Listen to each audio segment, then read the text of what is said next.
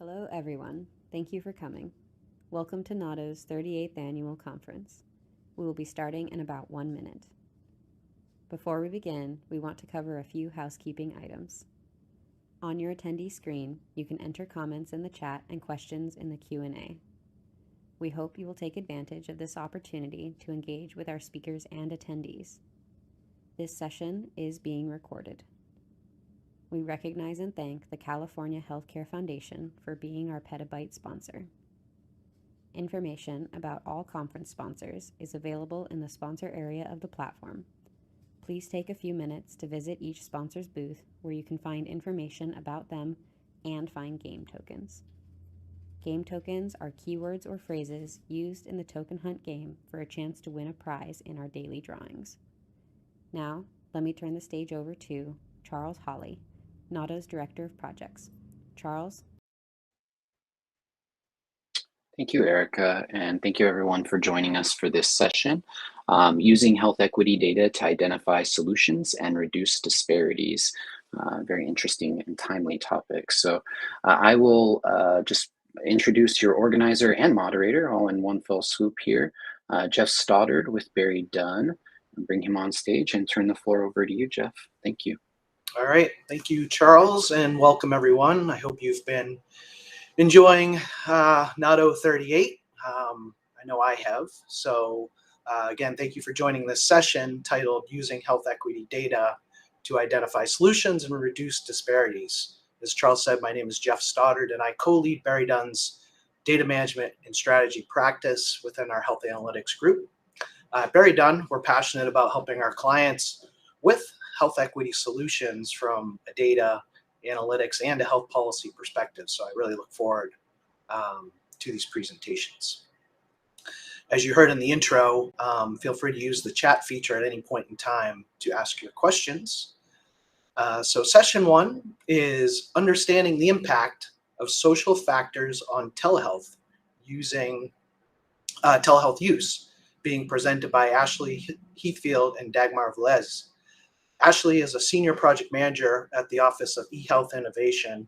Her work is focused on virtual health and digital equity projects.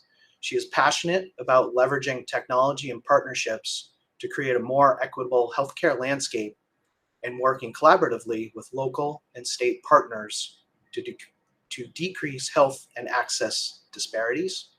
Dagmar is a healthcare data analyst at the Center for Improving Value in Healthcare, or CIVIC.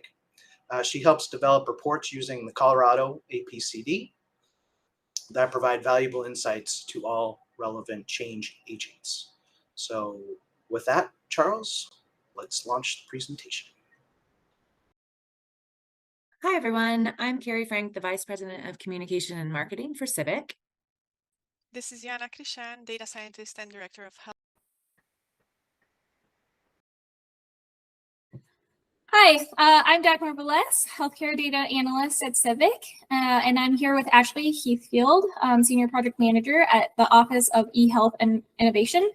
And we're going to present over the telehealth equity analysis to help understand the impact of social factors on telehealth use.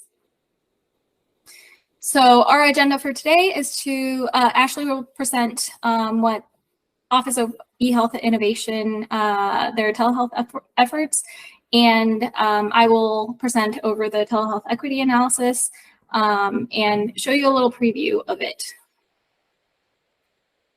Thanks, Dagmar. So yes, I'm Ashley Heathfield. I'll talk a little bit about the Office of eHealth Innovation and our work. So a little bit about our office. We were established in 2015 through an executive order responding to the need for statewide health IT governance and coordination. So we're housed in the Lieutenant Governor's office, and our team is responsible for defining, maintaining, and evolving Colorado's health IT strategy concerning care coordination, data access, healthcare integration, payment reform, and care delivery. To ensure these efforts align with the wants and needs of Coloradans, OHI has created and adheres to a health IT roadmap, and we have our beloved eHealth Commission made up of experts across Colorado's health IT landscape, which advises on our direction and steers the roadmap efforts. So the roadmap identifies 3 major goals to guide our work, and that includes that Coloradans, community partners, payers, state, local, and tribal agencies all share data and have equitable access to needed health and social information, that Coloradans can access high-quality in-person, virtual, and remote health services that are coordinated through information and technology systems, and improving health equity through inclusive and innovative use of trusted health IT and digital health solutions. As such, OHI has done a lot of work in the telehealth space. Part of that effort is improving our understanding of how telehealth is playing out in Colorado for patients and providers. So I'll share just a few examples of this work. Our team partnered with Colorado Health Institute, or CHI, to examine the value proposition of telehealth services in light of the COVID-19 pandemic and Colorado's rapid transition to virtual care delivery. So CHI used key informant interviews and electronic health record data to answer key questions related to utilization and access, outcomes and quality, and provider and patient experience. So then to dig more into provider needs for providing services via telehealth, OHI partnered with Prime Health to establish the Regional Telehealth Learning Collaboratives in 2021. Through this effort, we were able to listen to hundreds of individuals and dozens of organizations statewide, hearing about telehealth reimbursement issues, the need for coordinated resources to support the implementation of telehealth, and what providers recommended for an equitable, impactful, and inclusive statewide telehealth infrastructure. OHI worked again with Prime Health on a survey to dig more into provider barriers and facilitators for telehealth use. So an initial survey was disseminated in 2021 and was followed up by another one in summer 2022. So the wealth of information gathered from these survey responses has and will continue to be leveraged to inform future decision-making in support of advancing equitable statewide telehealth access, adoption, and sustainability. So the result of these and other efforts helped OHI and other stakeholders in Colorado better understand the barriers patients face in using telehealth, as well as the barriers providers face in adopting, implementing, and sustaining telehealth care delivery. For patients specifically, we find that the lack of reliable, affordable internet was and continues to be the most reported barrier, followed by access to technology and digital skills. As we look beyond the pandemic and the lessons learned from earlier work, our office is focused on furthering the state's understanding of what is needed for all Colorado communities to have the ability to benefit from telehealth, how to support Colorado providers in sustaining the delivery of telehealth in addition to their in-person services, and how partnering with other state agencies and efforts will lead to more equitable access to telehealth. And so that leads me to the Telehealth Equity Dashboard, which is a project I'm really excited about. So telehealth utilization, exploded during the pandemic, but who is and isn't adopting telehealth in Colorado is unclear. Telehealth can be a tool that increases access to care for communities, but it can also unintentionally widen already existing health inequities. So OHI has partnered with Civic to create a dashboard to marry telehealth and in-person care utilization data, as well as social determinants of health data, with the goal of better understanding inequities in healthcare access, and in turn guide more strategic interventions and programming to create more equitable access. And so with that, I'll turn it over to Dagmar to dig further into this project. Thank you, Ashley. So I'm going to go briefly over what's included in the Colorado APCD. We have over 1 billion claims dating back as 2013. We include commercial, Medicaid, Medicare Advantage, and Medicare fee-for-service data. And we have over 70% of covered lives. We do not include federal programs, uninsured and self-pay claims, or the majority of ERISA-based self-insured employers. So the goal of the telehealth equity analysis was to explore the relationship between telehealth utilization and social factors to ultimately improve health equity and access to critical services for marginalized populations. We used both claims data from the Colorado APCD and social factor variables from the American Community Survey database. In the analysis, we included years 2021 and 2022 combined, and in-person codes that could have been performed via telehealth and telemedicine. The utilization was, or the claim rates were per 1,000 people, and we used all payers. And the socio-demographic variables that we used were all from the American Community Survey data. And those ACS variables are all included here. Some were percentage of people within a tract that had these factors. So percentage of people within a tract with limited English or without a high school diploma. And then we had others that were percentage of households within a census tract that, for example, didn't have a vehicle or internet. And here's a screenshot of what the dashboard looks like. So at the top, we're going to have a map, which you can zoom into each individual county to see the distribution of the measure that you select within a census tract. So each color reflects those ACS variables or the claim rates that you select, higher meaning darker color, lower meaning lighter color. And then on the right, you see the distribution of race and ethnicity data within the county. And then you, as you can see on the top right, you can select those either claim rates or ACS variables that we talked about previously. In addition to the map, we have a table that shows those exact percentages for each census tract. And at the top, you can select both for the map and this table, which county you're interested in. You can sort by those individual measures that we looked at earlier, and you can select the sort order. So for example, if you're interested in the census tracts in Colorado or here Adams County that have the least number of claims rate, you can do so and then see those how those other percentages of the measures compare. And at the very top, you see that we have statewide measures, so you can do a comparison of how does the census tract compare to the statewide percentages. Another part of this dashboard is the scatter plot, where each dot represents an individual census tract.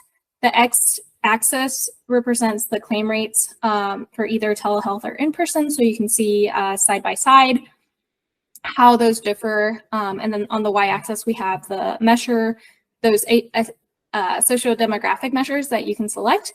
And then the R value, which identifies the strength of the relationship between the social factor and telehealth or in-person utilization rates. And then I'm not going to go over this in detail, but these next few slides just goes over a previous telehealth services analysis that Civic did in the past, which shows a really in-depth look at the utilization and spending for various telehealth services from 2020 or 2019 through 2021, and the results that we saw from it. So it was really interesting if you wanted to look at it on your own time. And thank you so much for joining our presentation. Thank you. All right, that was great. I will say that personally, whenever I need a little bit of inspiration for some visit, I visit your website. So really nice job. I love that. Maybe we can put a link to the website. I don't know if Charles, if you're able to do that, but that would be really great to share. There's some good stuff out there. So let's see.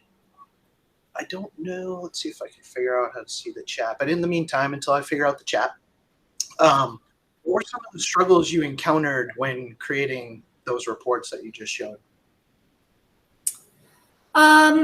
So I was a reporting analyst for this report, and because this was one of the first very in-depth dashboards using ACS variables and claim rates from the APCD database, there was just a lot of factors to think about in the data process. So, I mean, we used, I think, was it like 10 ACS measures and then in-person and claims rate. So merging that data with the ACS variables at the GeoID, which was the census tract identifier, was a little complicated, but this was a really great start because I'm sure Civic will be able to do this in the future using this as like a starting point. Nice, thank you.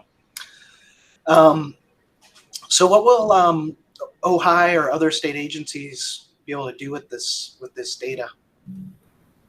Yeah, so, again, our real aim with this was to make sure that we have a really solid understanding of how telehealth is playing out amongst different populations in our state, and not make any assumptions about who is or isn't accessing telehealth. I mean, we certainly know there's a rural and urban divide, but making sure that as we go forward with different ways to make sure that folks have access, whether that's internet access or access to devices, or honestly, even an understanding of what telehealth is and how they're able to leverage it. Making sure we're not writing off communities in urban areas that are not having as high utilization as some of their neighboring census tracts, for example. So really the goal of this analysis is to make sure that the state is being as strategic as possible with limited public resources to make the biggest impact for communities and making sure there's equitable access to this, honestly, opportunity to access healthcare, especially for populations that struggle with or have increased barriers and challenges with accessing in-person care. Got it. Thank you. And how about what are some advantages of using the American Community Survey data in conjunction with the Colorado APCD? So the APCD doesn't have a lot of demographic variables. We do have some attached to the member, like gender, race and ethnicity, but even the race and ethnicity isn't populated a whole bunch.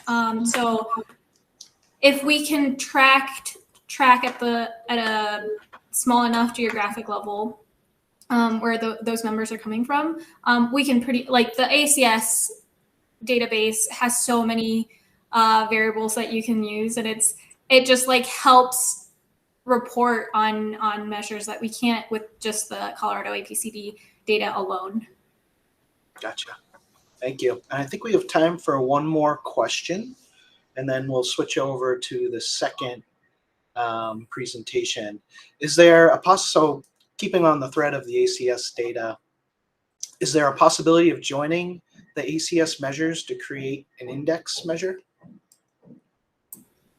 Yeah, actually, so I know a lot of people have heard about the Social Vulnerability Index, and that's made from measures like what we talked about, and you can standardize the measures based on like how, like, so for every census tract in Colorado, where does the census tract lie for the specific variable?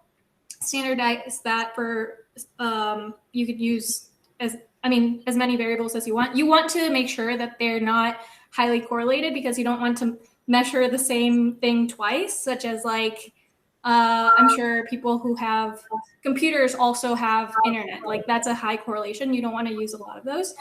So you have to be careful. But yeah, you could definitely do that. You can standardize it and then I don't remember if you make but you can definitely create an index using all of those. That's great. Thank you, Dagmar and Ashley. We'll see you towards the end of the session. And with that, we're going to move into our second session, which is titled Neighborhood Level Social Determinants of Health and Potentially Inappropriate Medication Prescription Among Older Adults, presented by Minji Kwok, Regina Hansen, and Caroline Schaefer. Regina is a biostatistician at the Center for Healthcare Data at UT Health Houston School of Public Health. Her current work involves working with claims data to measure utilization and quality of healthcare with a focus on health equity and social determinants of health. Minji is an assistant professor of geriatric medicine at UT Health Houston Medical School. She is a physician scientist interested in health service research and is passionate about identifying the most effective, efficient, and equitable care strategy for older adults in both clinical practice and research.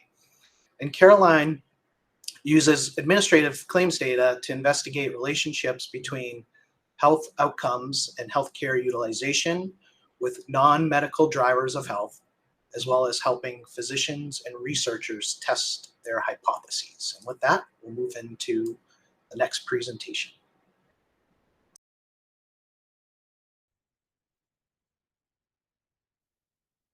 Hello, good morning, afternoon, or evening. I'm Minji Kwak from the Garber Medical School, University of Texas Health Science Center at Houston. Today, I'm going to present an epidemiologic study with the title of Neighborhood Level Social Determinants of Health and Potentially Inappropriate Medication Prescription Among Older Adults. This is my disclosure. First, I would like to start with the background why we started this research. I'm a geriatrician by training and take care of older adults every day. Most of older adults tend to have many medical conditions and they need to take several medications to treat them. Most of the time, those medications bring expected benefit to the patients. However, medications are double-edged swords. They can bring unexpected side effects as well. When a medication is believed to bring potentially more risk than benefit, we call it as potentially inappropriate medication, PIMs, or PIMs. Potentially inappropriate medications are especially harmful for older adults because they have high susceptibility to adverse drug events than younger population. Therefore, American Geriatric Society regularly publishes the list of the potentially inappropriate medication called Beer's criteria. The list of the medication changes over time depending on the development of new drugs, but it usually includes sedatives, antihistamines, hypnotics, and specific kinds of antipsychotics.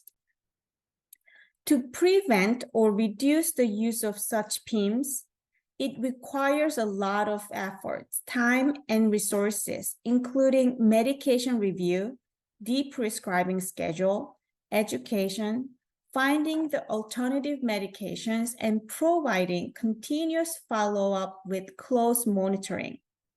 However, individuals who are living in the neighborhoods with low socioeconomic status may not have access to such resources, and subsequently, they may be more likely to taking PIMs.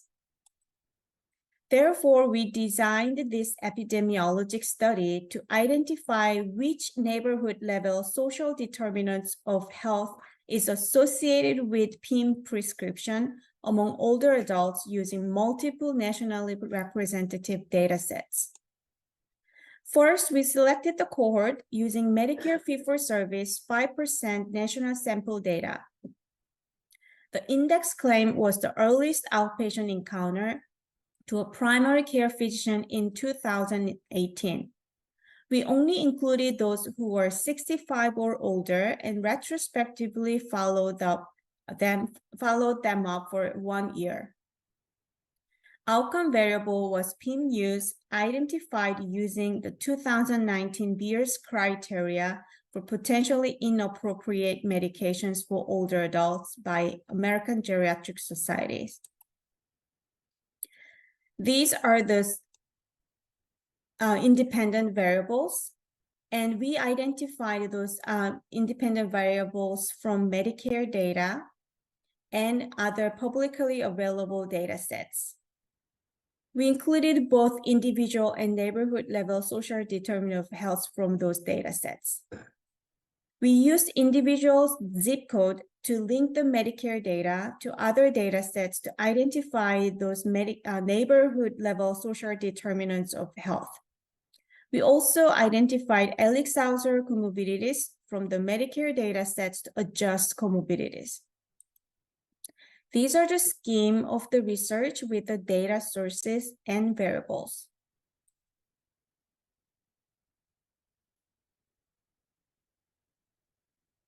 Now, let me show you the result. A total of 511,000 Individuals were included in the study. Among them, 24% had at least one PIM prescription.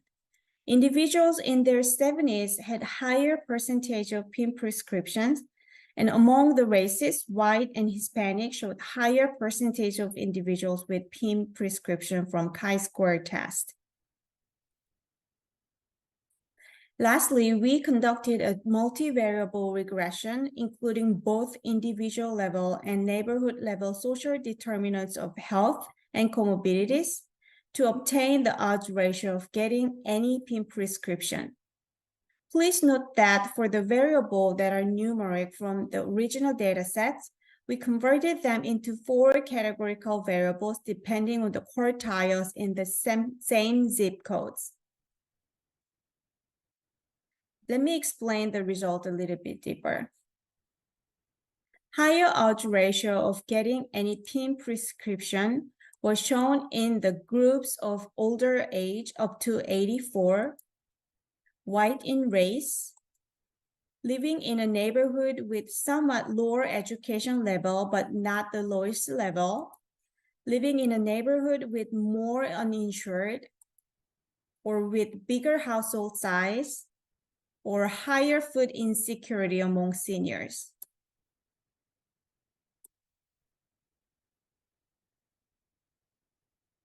Or with lower PCP numbers per 100,000 population, or with a lower median income, or with lower percentage of unemployed population.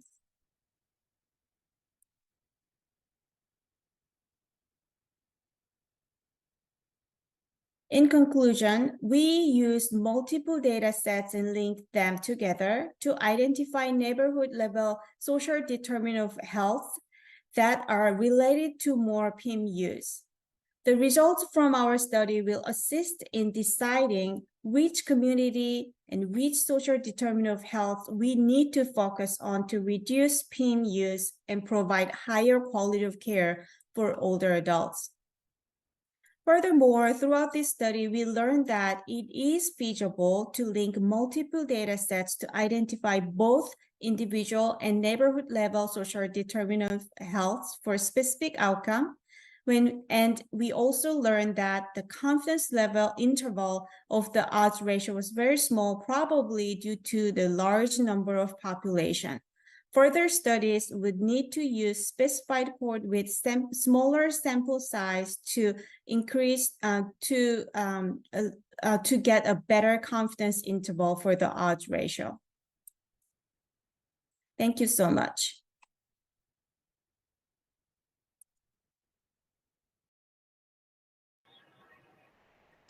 Hello, everyone. Welcome to the stage. For the audience, real quick, so this session, when it was kicked off, the chat function was not enabled. So if you're not seeing the chat, you should, if you refresh your browser, that should work. If not, if you go back out to the lobby and come back into the session, you should see the chat. So as a reminder, please use the chat feature to ask any questions. And it looks like there's one on there that says, I was puzzled by your comparison of white versus Hispanic since there are white Hispanics. Can you clarify?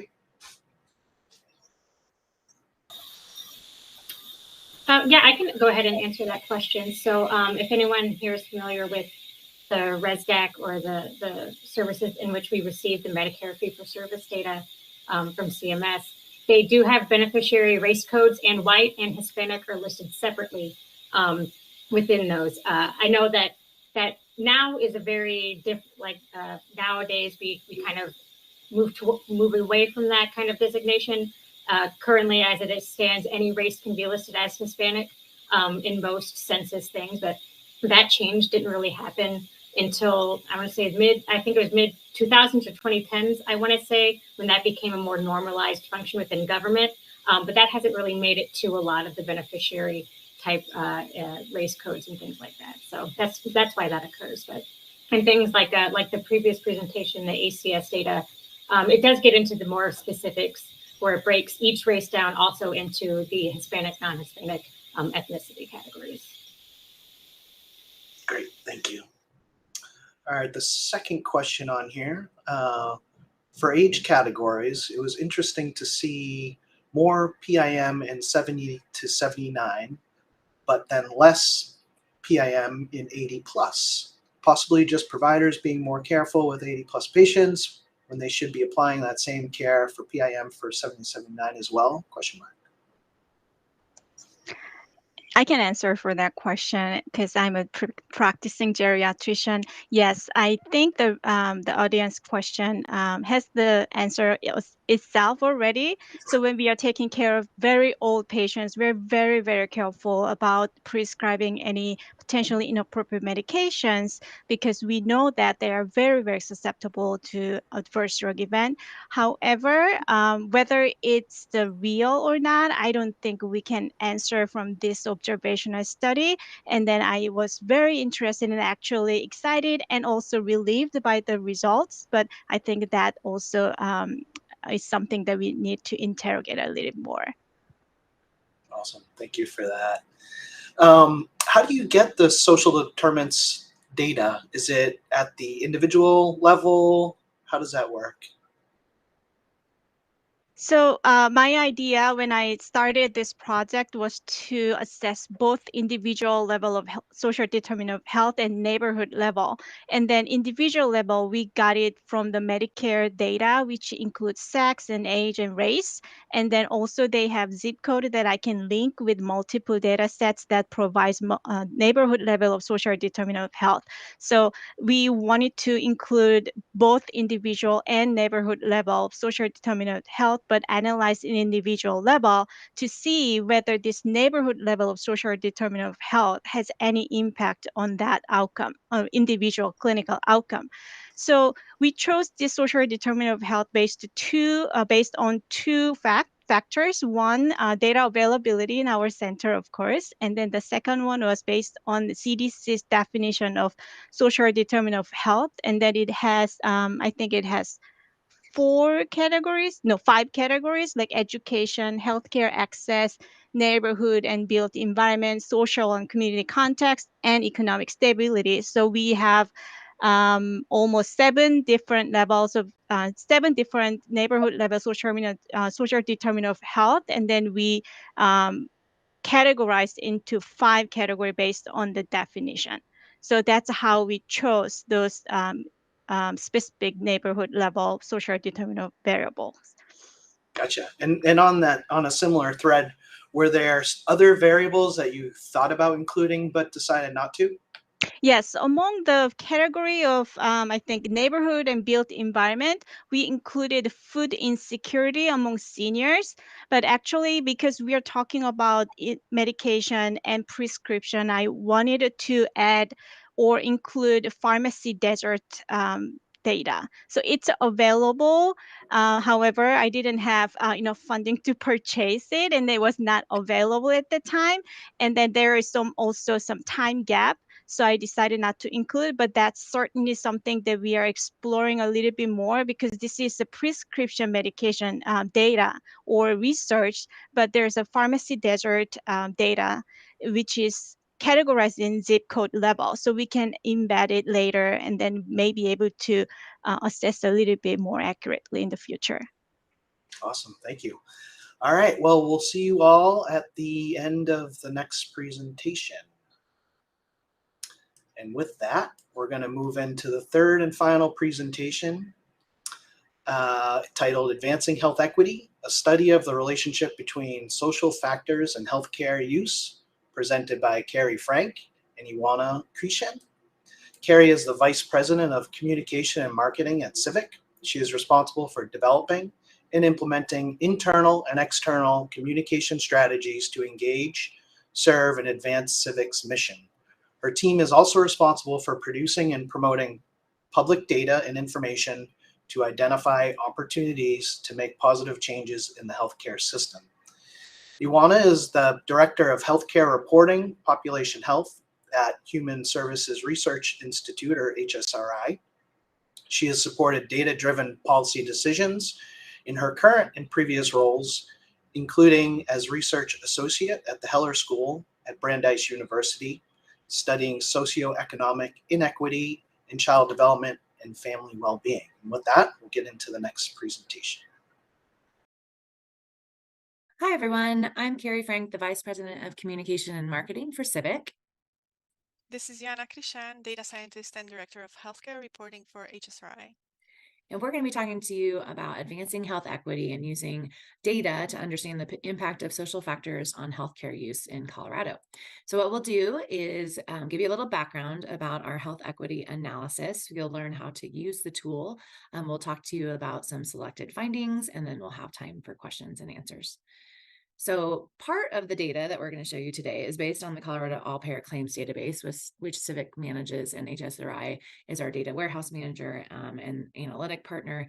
We have over 1 billion claims in the APCD, which represents the majority of covered lives, over 70% in the state. Basically, the only thing that we're missing is federal programs like VA, TRICARE, Indian Health Services, uninsured and self-pay claims, and the majority of the ERISA-based self-insured. But it's still very comprehensive, and we do a lot of work publicly and non-publicly with the data to advance healthcare.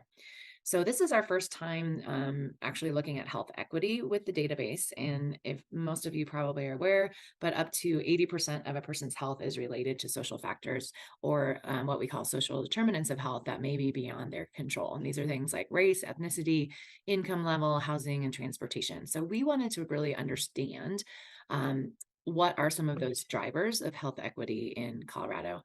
And what we wanted to do was help policymakers, providers, health entities, any community members working on health equity really understand what kind of social determinants are impacting their neighborhood and communities the most, and where they might want to focus efforts to impact health access and health outcomes.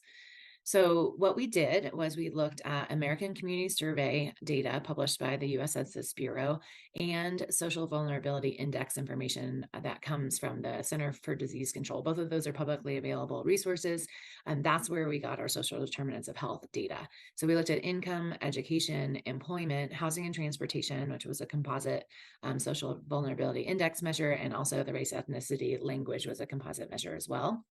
And then we paired that with 6 different healthcare measures out of the APCD that were already built in our community dashboard. And that's another public report. And we looked at access to care, quality, cost, and utilization.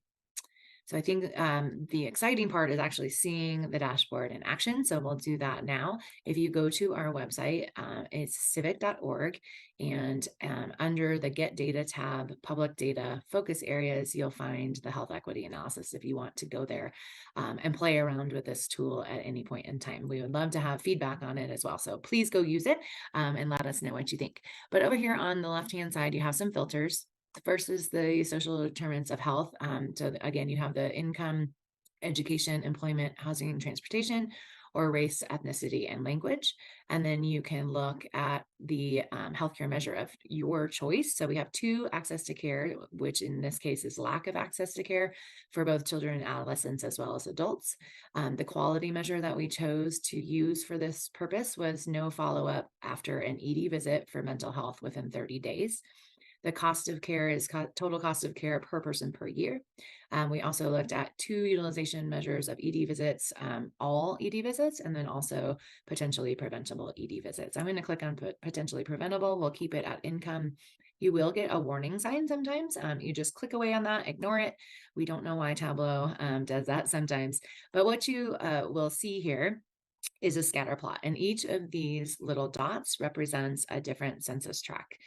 So the reason that this report is even possible is that we geocoded the APCD for the first time starting in 2020, which assigns a latitude and longitude point for each resident or member that's in the database.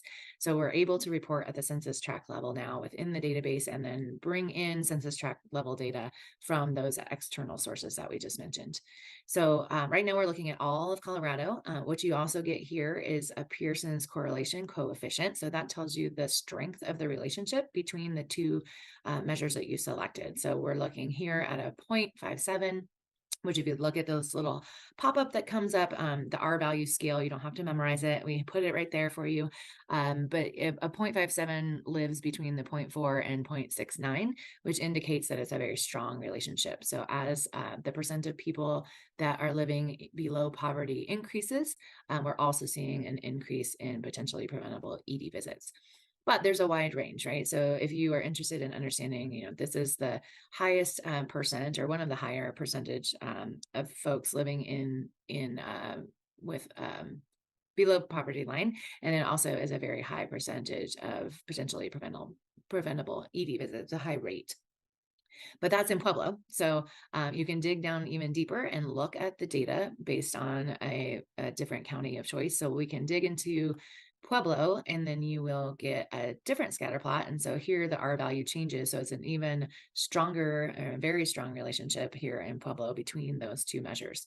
So, but then you can look at the county and look at, between census tracts, even very different outcomes, because this is a green, which indicates it's a little bit better outcome in terms of fewer ED visits and a lower percent of folks living below the poverty line. One other thing I'll mention before I turn it over to the insights is that you do also have the breakdown of race and ethnicity over here on the left-hand side. So now we're looking at Pueblo. You can see that they have a 43% Hispanic population. If you clicked on one of these neighborhoods in Pueblo County, that will change depending on the neighborhood that you're looking at. So I will go ahead and go back to our presentation, and I'm going to turn it over to Awana to talk to you about statewide insights and findings. So for the main key points for statewide level pairs of measures, looking at social factors on one hand and the healthcare measures on the other, we observed that social factors were strongly related to higher potentially preventable emergency department visits. They were also strongly related to adults not receiving preventive health care. However, they did not impact children and adolescents receiving preventive health care and did not impact the total cost of healthcare services. And they were only moderately to weakly related to follow-up care after visiting the ED for a mental health need. So once again, those were at the statewide level. If you were interested in a deeper exploration of the city of Denver, for example, we selected a few data points from the dashboard that were used for the creation of an infographic, and excerpts from that infographic are presented here. Because Denver is a densely populated area, the default dashboard view will not be the best view for this exploration. So once again, as Carrie demonstrated, you would want to select the county of Denver, which is the same as the city of Denver for geographic boundaries, and you would then get only the data points of interest. And so here we demonstrate 4 different neighborhoods that have that demonstrate the relationship between the poverty, percent of population in poverty, and the potentially preventable ED visits utilization measure. So we see that as the higher the percent of population that is in poverty, the higher the percent of population that visits ED for potentially preventable needs. So even in adjacent neighborhoods like Sunnyside and Highlands, this is the same relationship. And also if we were to look at more distant neighborhoods like Elyria, Swansea, and Cherry Creek, this is the same. So lower share of people living in the poverty line translates to lower percentage of residents that had a potentially preventable visit. The same is possible to see on the next slide for another pair of measures. In neighborhoods with more diverse populations, fewer adults have access to preventive care. So in conclusion, this tool can provide insights for the geographic areas of interest to answer questions like which neighborhoods appear to have the greatest unmet need for access to care or preventive health care in my county, or what is the range of values for the selected social determinants of health in my county relative to the state and also across the neighborhoods in my county. And then also, as Carrie demonstrated, looking at the racial and ethnic composition of the population in my county or in my neighborhood, and how does it compare to the state. And the same in the same vein, this health equity analysis tool can look at statewide more globally to see the variation in healthcare and compare rural and urban neighborhoods. There's a specific drop-down selection to look only at the rural or urban neighborhoods and see how they vary in regards to the healthcare measures and the social factors. We can do this both separately and in correlation to each other. Carrie, back to you. Thank you, Ioana, and we look forward to your questions. All right. Thank you very much for that presentation. It was great. As a reminder to the audience, you can put your questions in the chat. And thank you, Robin, for that. For anyone using social determinants of health data, it looks like the OMB is coming out with a new standards this summer, so keep an eye out for that. Thanks for that information.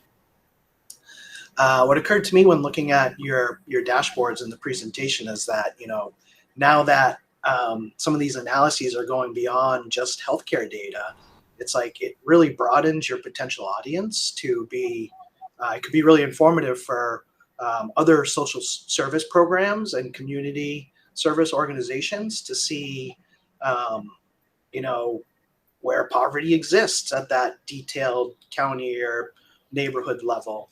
So it's really fascinating that the information really does go beyond healthcare at this point in time. So what was the biggest challenge you faced when developing this health equity analysis? I can start speaking about this. So there were several challenges, but what I would name among the highest or most difficult were picking the measures that would be for this initial iteration that would accompany the healthcare measures we intended to showcase. There's a lot of SDOH statistics available. Some of them are single measures, some of them are in index format, as we were talking about earlier in this session. So just choosing what would be most important to showcase here took a while of just looking at what is available, what others have used, and we landed on showing measures, both individual and some subcomponents of the social vulnerability index. So that would show the different domains, social determinants of health domains. So income, education, employment, housing, transportation, and then race, ethnicity, and language.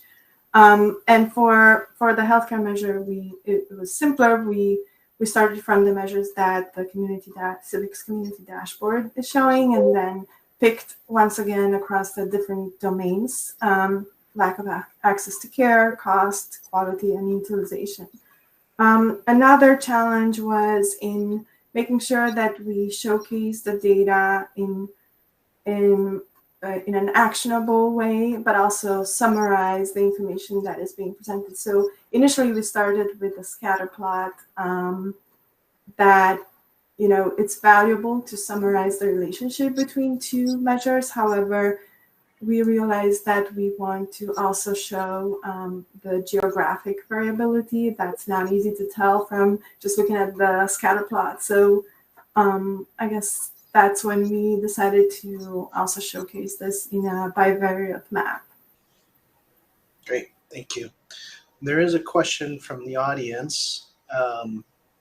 When providing evidence of a relationship between two measures at the census tract or neighborhood level, there's a risk that viewers will make incorrect inferences, such as people who are lower in income are more likely to visit DED. Do you have thoughts on how to prevent such incorrect inferences? We do support this by providing information on the respective chart, the scatter plot chart, we explain what the display is showing, that it's showcasing the relationship, but it's not implying causation. And then, that's, of course, that's not always the case. So this chart can also showcase the, a different relationship than, it's also showcasing outliers. So it's not always the case that happens in the state. Great. What kind of feedback have you received from people that are using these reports? We have been kind of showcasing this all around the state, and really at this point we've been demonstrating it to people. We haven't had a lot of feedback in terms of people using it and getting an understanding of how they're using it, but have been presenting it at different venues. To your point, Jeff, I think that this broadens our ability to reach like communities and things like that, which we want to do more and more of, and get this into the hands of people who are, working on the social determinant side through community programs and services. But the feedback that we've had in general is that people are appreciating the information. I think that there's just a lack of equity data out there and how it impacts people's health.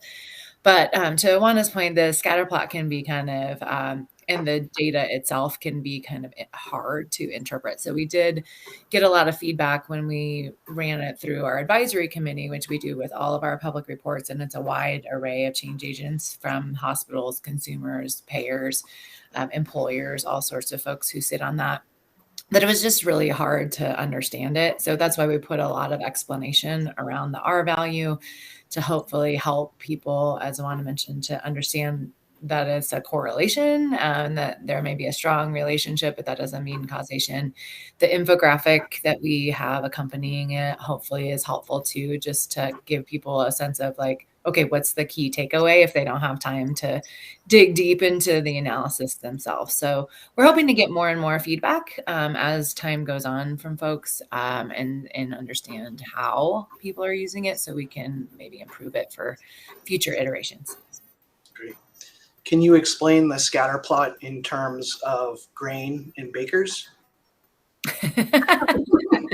That's a reference to another session. Yes, my team is very creative in how we talk about ourselves and how we talk about these analysis. So we might come up with a grain analogy, a baking bread analogy, like we did in our annual report for what the ABCD is and what we do. So if someone missed that session, that's what we're talking about. Go see our annual report. But yeah, I think that there probably are more creative ways that we can explain some of this stuff. And we're always trying to come up with ideas. So thank you for that. And how about for future iterations of the report? You have any thoughts on where this goes? I can start again. So there's definitely one thing we could do is add new measures, both on the social determinants of health and also more measures from the community dashboard or just new measures in general.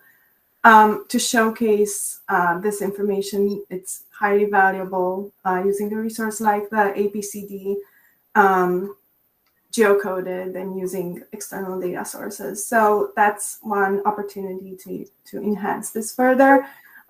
Then also, we did look at this for the initial iteration, but it might be part of a future iteration to showcase the data, the health outcomes, but by payer type. So the same kind of relationship and what is happening in Colorado overall at the neighborhood level, but let's say for Medicare population, and just showing them side by side to show how these relationships are different actually.